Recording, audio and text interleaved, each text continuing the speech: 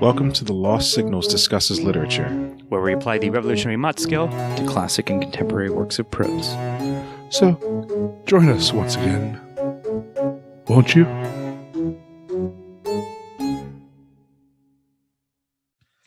Hello, and welcome back to the Lost Signals Discusses Literature.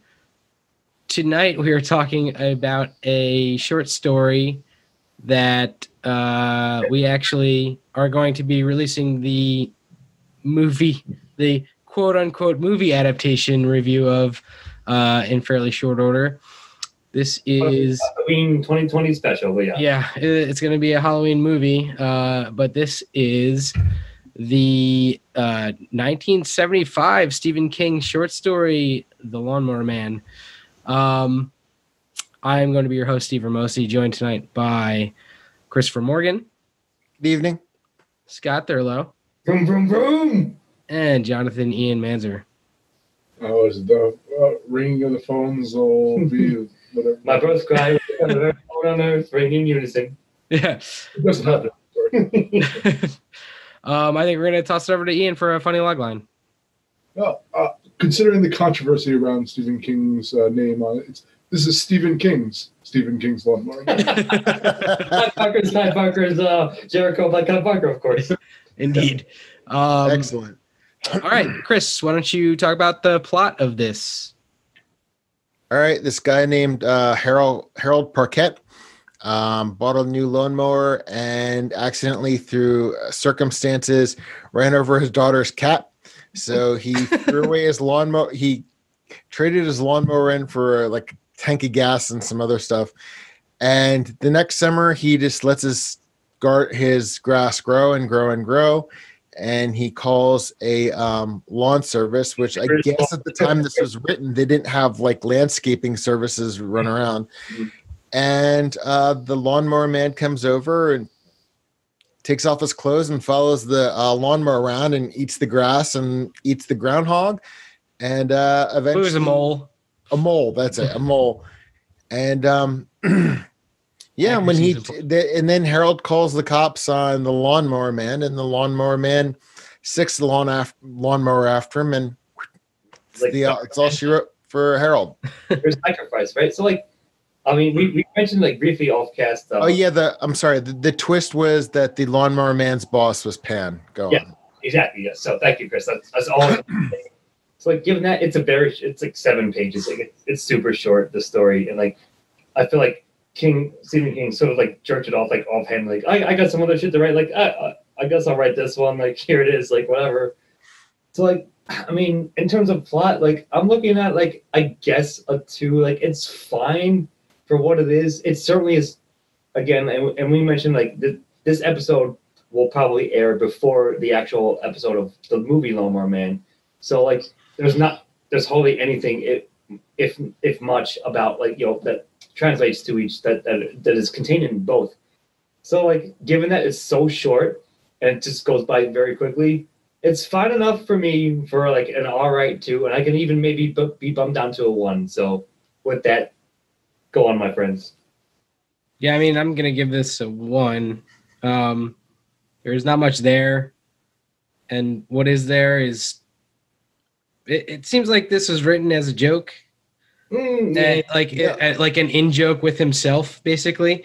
And like that's kind of what the plot feels like. He's like, making himself laugh, and that's it. And like that's all he really wants out of this story. Like you could go to 100 other Stephen King things for a better story than this. Me too. I mean, I guess the story makes sense, but I don't even know if it makes sense. But like the story follows plot points from one to the other in a fairly consistent manner, I suppose. But like, it's not much there, and it's going to be a 1 for me. If the book It is Stephen King on coke, is this like Stephen King on mushrooms? I mean, I think it's more like a really like weak joint. I was like, oh, what a sorry. Some mild hallucinogens. Yeah, I agree with Steve-O. it's there. There's a story to it. There's not much there. I'm even figuring out if like 7 pages and 2 paragraphs is still too long for this story. So I'm definitely going to give it a 1. See, this is going to touch upon other topics we're talking about in this. Stephen King is known as a prolific author, writing massive amounts of stuff, tomes, and things like that. This, I didn't understand the motivation of anyone in this story, perhaps the protagonist, but I needed more. It's like he had an idea for a world he wanted to build, but as you said, it's like it's almost a private joke he had. There's so much that's obscured, or not even obscured, just not mentioned. No, not covered. And I needed more information for the story to work, and it just wasn't there. So I don't know. Maybe it was a love letter to Arthur Machen. With if so, cool. And because it felt very Machen. I know Stephen King's a fan of his, but yeah, I had to give this a 1. Yeah. Bump my score back to a 1 as well. Agreed. You guys convinced me. I think you're right. All right, so I believe that's 1s all around. That's going to be move on to me with themes. And now that this has come to me, I don't know why I gave myself this one. I was kind of randomly assigning questions on this, and I was like, oh no, why did I give myself themes? I don't know. I guess the theme is don't hire lawn services or don't like, I feel like this almost falls in like the era of like where people were told not to trust like strangers and stuff like that, where that started happening, like the Halloween candy thing and all that. And it's like, all right, so some lunatic is going to come to your house and murder you with a lawnmower, and that's the theme. Like, I don't really know much. I don't know where I stand on this. So why don't you guys, if you have anything? No, I agree. Like defaultly probably a 0, but like now we're talking out like a little bit. It in the vaguest way possible, like in the most tangential like connection possible. I believe we reviewed a Neil Gaiman story called "We Can Get Them For You Wholesale." Where there's some secret conspiracy like, oh, Pan is like running a lawn mowing service that like requires sacrifice. Like it's an interesting setup, like an interesting idea, but as we just said in terms of plot, like it should have been fleshed out more. Like if that was going to be the case, it would have been nice if we got more information, like in the world itself was built up more. So yeah, like I think that was like maybe like the general intent, but it's not, there isn't a theme. Like what message is this story saying? I feel like King just like you said, sort of jerked it off like randomly in his like fever like dream of like writing like 10,000 other stories at the time or whatever, right? So that might be like sort of like exaggerated, but in terms of score, in terms of this question, yeah, I'm gonna probably go with a 0. It could have been something cool, could have been like something like meaningful, like substantial, but what is there is just not that. So I'm gonna do my best here. Our protagonist is a Republican. She claims strongly. It was stated outright. Yeah, and he is dealing with suburban ennui, and he doesn't put in any of the effort to preserve the homestead. He's a fairly lazy man. And he hires and it's almost a suburban versus rural takedown with the suburbans infiltrating thing, but with the domain of Pan corporatizing to attempt to make something back. Maybe it's kind of an anti-hippie almost thing with the hippies infiltrating because kind of the nudity and the eating vegetation. And yeah, then they'll kill you with a lawnmower. That's my best attempt at. I feel like you just put more thought into that than Stephen King himself and anyone else would have ever put into the story. Like, I appreciate it. Like, dude, noble effort, like, valiant effort, my friend, but That was my best. I get it, It's an aggressive themes reading. I like it. Chris. Wait, if we're going with Ian's interpretation, it gets a 1. Because originally I was going to give this a 0. So if we're going to accept Ian's as the... I don't accept his interpretation of I don't think he does, so I'm not going to either, but like I said, nice try. I mean, you had me buying it. I'm sticking with a 0. Very nice try. Maybe that was like his intent, like, but like I felt like, again, like he just sort of jerked off the story. Like it one of you mentioned like measured against the thousands of stories he actually, like other stories that he's written that are so much better than this, it just doesn't work for me. So I don't know what to tell you. I mean, Ian, honestly, that might have been all that stuff that you said might have been King's intent to some degree, but there wasn't enough there for me to like believe it, or like really To buy into it. find a good foothold into any of that. And you know, you're not wrong. Like all of those things have like the shallowest of It's there, but you know, yeah, I was braiding harder than Bart. sorry. but yeah. There's no other guy for me, sir. That said, not strong enough for a 1 for me, but very valiant attempt. Like I said, yeah. I'll give it a 0. Good try. Good try. Give you a Okay, I'll give it a 0. If Ian said no, I'm giving it a 1. This is what he meant. I give it a 1, but No, I was just pulling out all the loose threads I could. you have to write the sequel where, like, you know, Lawnmower Man, you know, goes after neoliberals too. There are ramifications of it. Yeah. That'd be more interesting, indeed. All right, Scotty, why don't you talk about Antagonist? I mean, I guess to Harold, the weird, like, I guess he's a servant of Pan. Like, he's not Pan himself, but he's Pan-like, right? He's got the cloven hooves, right? And like he's eating all the grass, and like I guess can control the lawnmower. So, Maybe the lawnmower's Pan. maybe, but like, try to make it more serious, like more actual analytics. Yeah, the main character, which I think we might agree would be Harold, is in fact antagonized by the titular lawnmower man, who you expect to just, he shows up and like sort of like at first the way King writes it, the character is like kind of sort of like a big like pig like in overalls and stuff, like I'm here to cut your lawn with my buck teeth and all that, and yeah, but then it becomes a bit darker, like a bit more of a turn of an Arthur Machen turn, as we mentioned.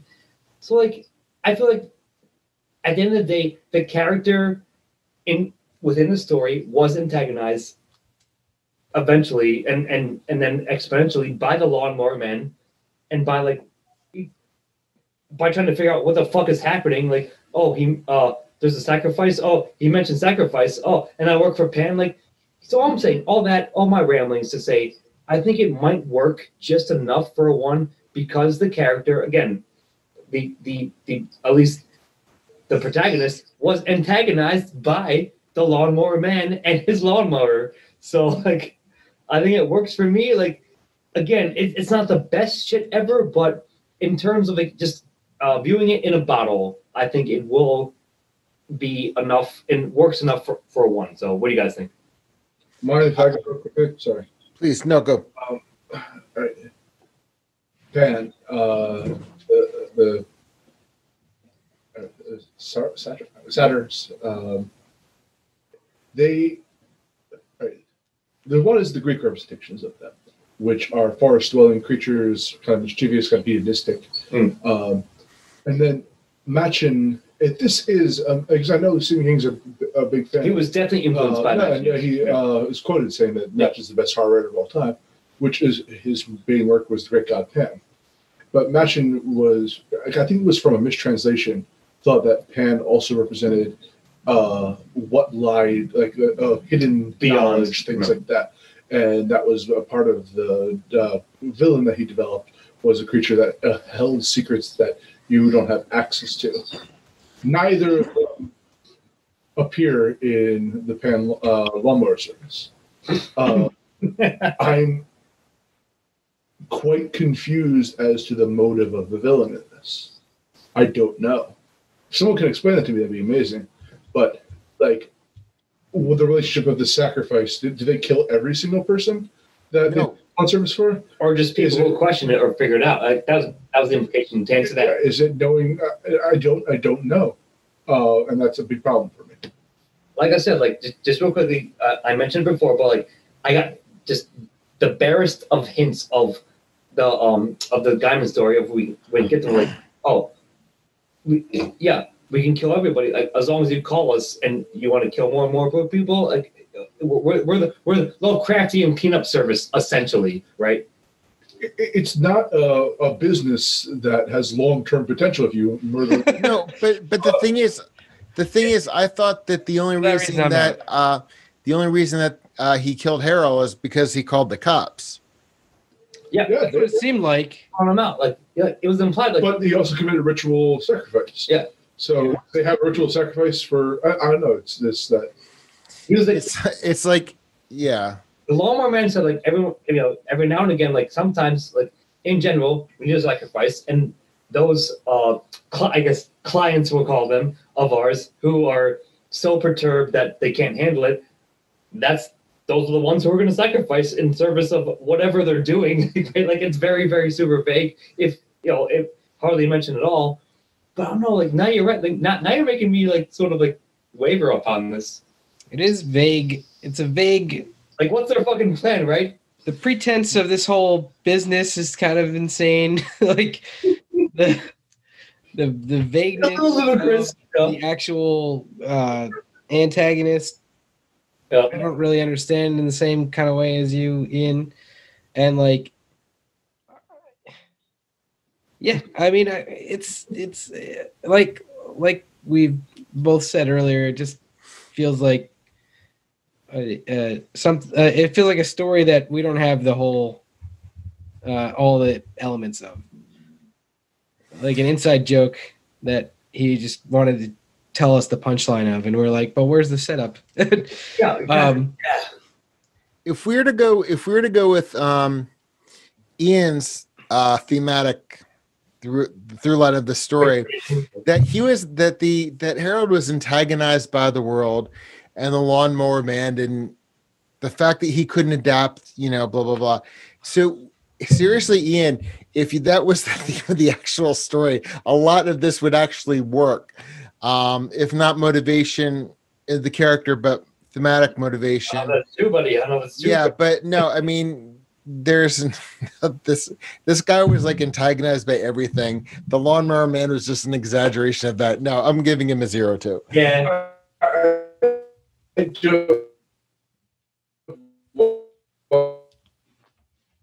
One last thing to say on your audience to make. And one leap. Hang on a second. Can you start over from when you started, because you broke up a bit? I'm sorry. But there's a good rule of thumb that I heard once. I forget where I heard it from, but I think it's actually a really good point that there's a certain amount of logical leaps that an audience make when they're and you have basically one major. Because here's the thing: level of special disbelief, but there's one kind of major leap that they're willing to take. You have to pace it out. This had two major leaps in it. One, that this lawn service existed, that the man gets naked and eats the grass. That's one logical leap, and I bought into that. I'm fine with that. Then it was the ritual sacrifice part. That was a leap too far. That then makes me say, this doesn't work. It's actually Penn Jillette has a great thing about magic. It says if you make your magic too good, people will reject it. If you at least give them the ability to craft their own narrative and fill in the blanks, that's the most effective magic. And just like this is, I can't fill in the blanks in this story. So, Yep, I think that'll convince me. Like, I'm gonna officially score to 0. Like I think I'm gonna back up what I said, is that maybe if he gave the story more room to breathe, it would have like been more effective. It would have been like more impactful. Like, and that therefore he can fill out the details, like the stuff like the behind the scenes things that like were like implied at best, but like hardly even touched on. So yeah, yep. Officially, that's how I'm gonna call it. All right. All zeros. Ian, talk to us about Protagonists.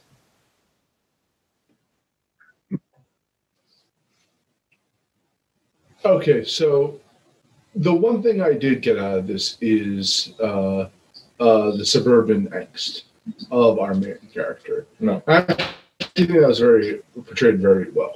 Harold's everyman. He was the most realistic thing in this story, is that a guy who sits drinking whatever and trying to figure out how to cut his grass. That actually grounded. If there's anything that grounds the story, it's that. And so I'm probably going to give it a 1 just because it was, for the absurdity of the rest of it, this was the one grounded thing I can attach to. Yeah, the realistic circle upon which it's built. Yeah, I mean, I don't want to add. If I'm going to give something a 1 to this story, I think it's going to be this. Because, yeah, Harold was fine. And like you said, he's the rock upon which, like, this, whatever surreality is happening, like, whether or not it's filled in or not. I mean, at least it works well enough. And, yeah, I'm going to give 1 officially to that. And that's it for me. I agree. Yeah, I mean, Harold as the 70s suburbanite everyman is well done. So I agree. I'll give it a 1. And let's move on. So that's 1 all around for that. Yep. And Chris talks to us about supporting. If you can. There is mention of his daughter and wife. There were the coroners and police at the end. And there was a mole that got devoured. They got lawn mowed. Yeah. Did I name them all? Yep. They were just there. The original lawnmower. Oh yeah, the lawnmower kid. Oh, that's right. Oh, and the gas station attendant too. Yeah. Gas station. Yeah. All very, very, very strong characters. Yep. I'm going to give it a 0. Yep. I mean, you're right. Like, again, like we it's just come up for, there's precedent for it, and I'm gonna invoke it here, that it's just the point of the story, and his wife and daughter weren't they weren't even there. Like, they were his like thoughts of them. They were gone from the actual plot. So like, yeah, I don't see how you can give it a fucking 1, and I'm gonna give it a 0. Yeah, no supporting characters compelling at all in this story, and it's going to be a 0. Yep. He's nodding his head, so I'm just going to give him a 0 as well. Yep. And let's move on to me with dialogue. Dialogue wasn't very good. 0. Go ahead. Yep. I mean, I follow suit. Like, so to be clear, if we haven't mentioned here, this is a very, very short story, 8 pages or so, like 7.5 or whatever, and within that, as you see, Bo, there's hardly much dialogue anyways. And whatever is in there just is there for like even less than like a bridge connection that we might have said like in other stories. So yeah, because of that, again, like it's so weird. Like it's mostly just silly like yokel lawnmower man talk, and that's pretty much it. And like again, like I guess I was gonna maybe say this was style, but I might as well mention here, like if this wasn't a Stephen King story, and we just like if I showed somebody, if any of us showed it, hey, check out the story, do you like it? They're like, yeah. Like, oh, Stephen King story, like, wow, really? Because he's written so much more better shit than that. Like, I have to tell you. So yeah, default 0 on this one, and that's it for me. If Stephen King again. If Stephen King didn't write this story, then I don't know what they would have named that Pierce Brosnan film in 1992. Even though there is precedent for internal monologue, this is just some, as Ian said, suburban ennui. Like, yeah, 0. Yep. As I said, as I say in all right, so that's 0 all around. Scott, talk to us about style. Okay, so this one I might like, again, I don't want to say begrudging, but it is Stephen King, and like it works for the most part.